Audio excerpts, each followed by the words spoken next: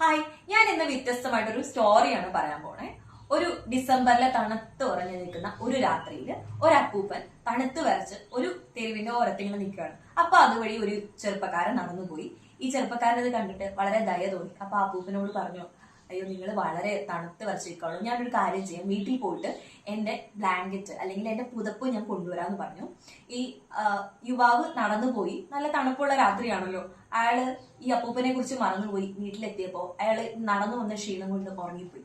പിറ്റേ ദിവസം അയാള് ഉറക്കത്തിൽ നിന്ന് ചാടി എണീറ്റു. അയ്യോ, ഈ അപ്പൂപ്പനെ പുതപ്പ് കൊണ്ടെടുക്കാൻ മറന്നുപോയല്ലോ എന്നൊക്കെ ഓർത്തിട്ട്. അപ്പൊ പുതപ്പുമായിട്ട് ഇയാള് ഓടി ഈ തെരുവിന്റെ അറ്റത്തേക്ക് പോവുകയാണ്. പക്ഷെ അവിടെ ചെന്നപ്പോ അയാള് കണ്ടൊരു കാഴ്ച വളരെ പേടിപ്പിക്കുന്നതായിരുന്നു. അയാൾ ഞെട്ടിപ്പോയി. അതായത് ആ അപ്പൂപ്പൻ നിന്ന സ്ഥലത്ത് വലിയൊരു ആൾക്കൂട്ടം.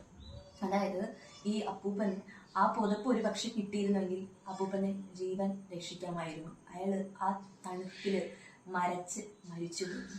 അപ്പം ഇതുപോലെ തന്നെയാണ് നമ്മുടെ ലൈഫിൽ നമ്മൾ മറ്റൊരാൾക്ക് വാക്ക് കൊടുക്കുമ്പോൾ നമുക്ക് അതെപ്പോഴെങ്കിലും പാലിക്കാൻ പറ്റുമോ എന്നുള്ളത് കൂടി ചിന്തിക്കേണ്ടതാണ്. സോ ദിസ് ഇസ് ആർത്തി. Bye bye.